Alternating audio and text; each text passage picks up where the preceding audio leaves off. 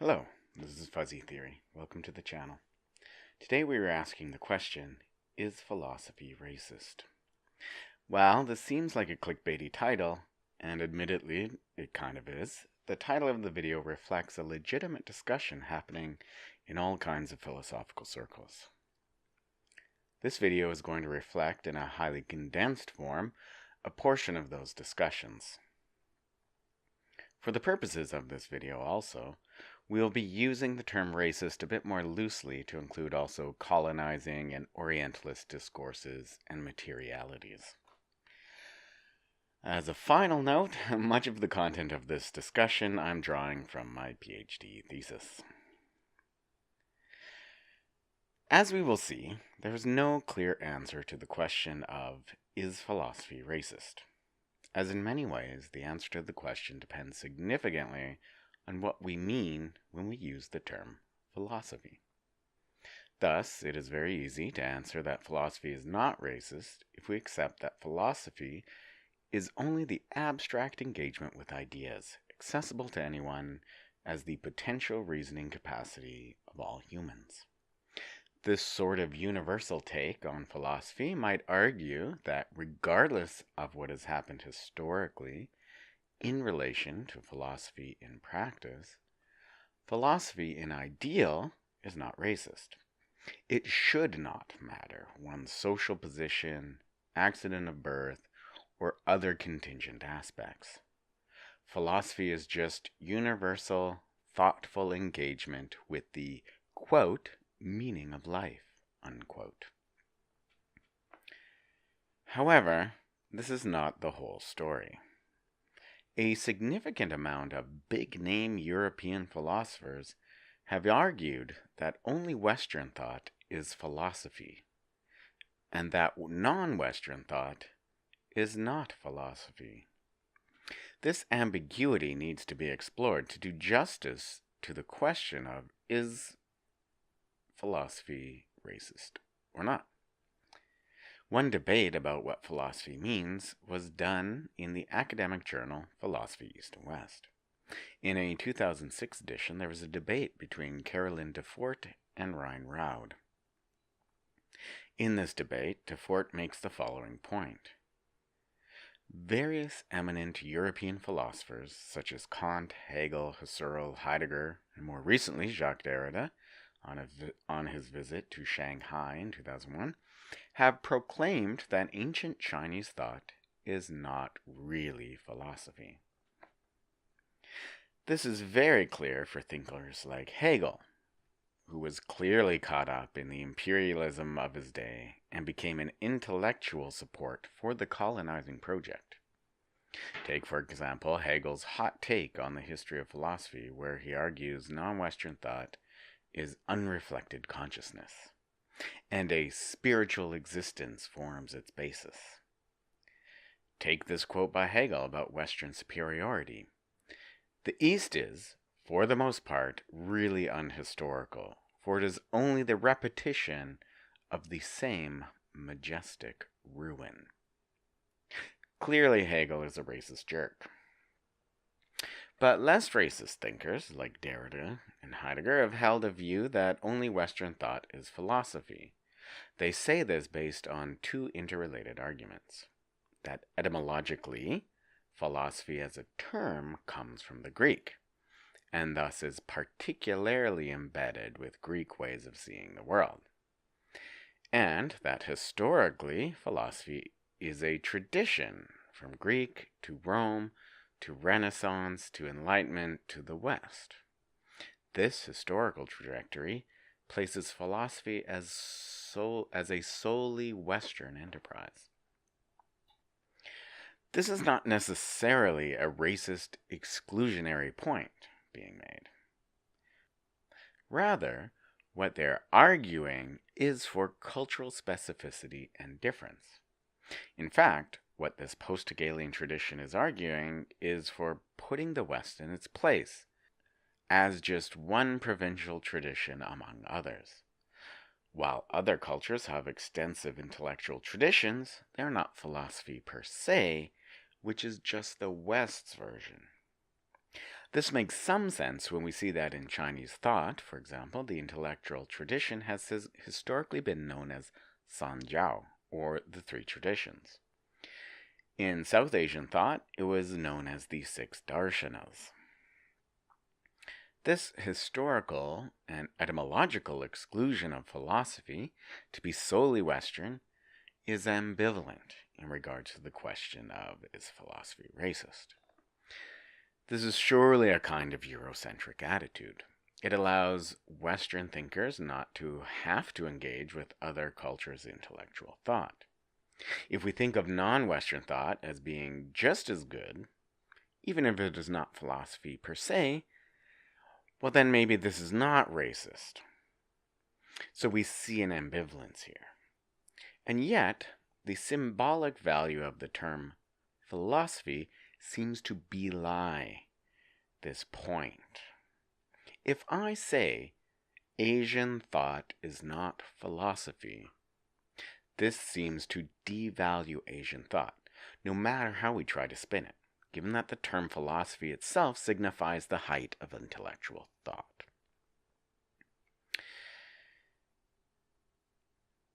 But again, this ambivalence misses a key element. The historical argument, while fitting, actually misses a whole element of history, that for well over 3 centuries the West has been colonizing and enacting its power all over the world. Philosophy has not escaped this contextual reality. We saw the quote above with Hegel. Heidegger, for example, was complicit in the Nazi regime. Many individual philosophers have been complicit in problematic racist circumstances. Philosophy has been on board with a substantial amount of colonial and racist reasoning. On the other hand, if we look harder, however, many philosophers were anti-racist thinkers explicitly. There are whole traditions of anti-imperialism and anti-racism within philosophy. So, is philosophy as a whole racist? This is where we have to look at more structural elements of philosophy as a practice, and in the last few hundred years. And in this light, it does not look good for philosophy. There are many practical bars to philosophy. In the modern period, philosophy shifted from the privilege of mostly elite men of leisure to become a professional discipline in the university. This professionalization then connects to the history of racial and gendered exclusion of universities.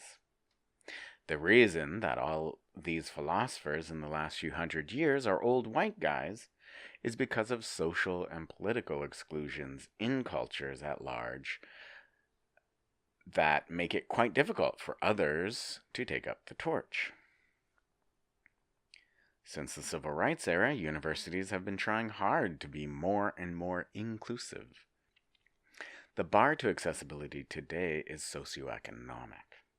Capitalism has increasingly constrained universities' ability to train philosophers due to budget cuts.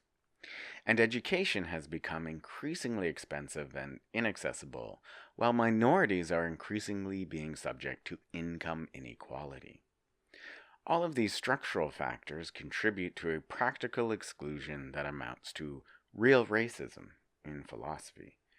It doesn't matter if philosophy is a universal, rarefied activity accessible to anyone in the ideal, if practically only mostly rich white people can access it where we find it today, the professional university.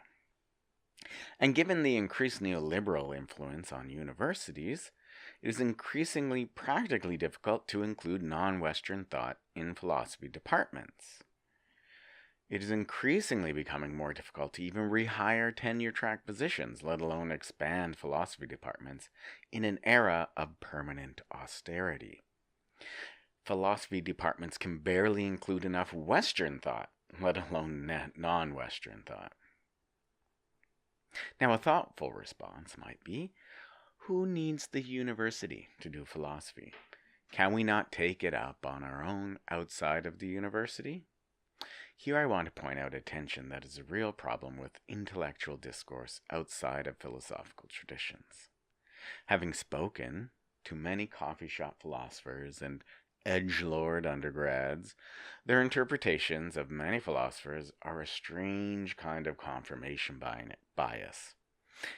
Picking and choosing, shopping cart, taking whatever interpretation reaffirms their assumptions.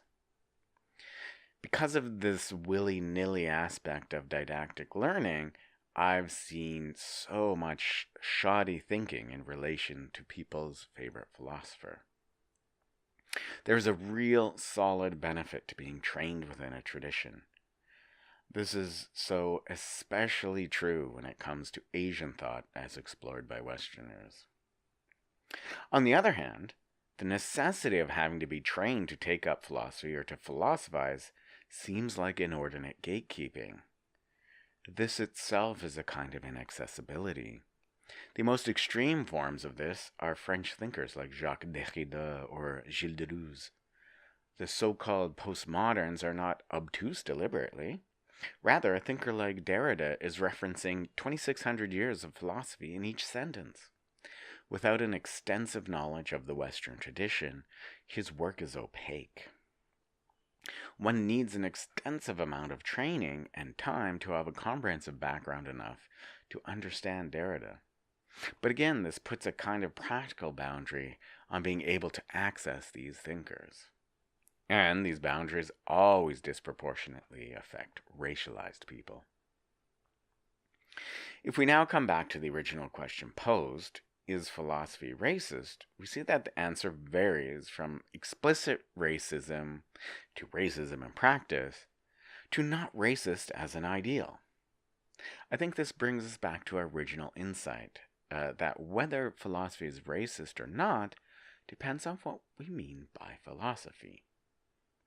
I would argue that we can draw further insight from this whole discussion.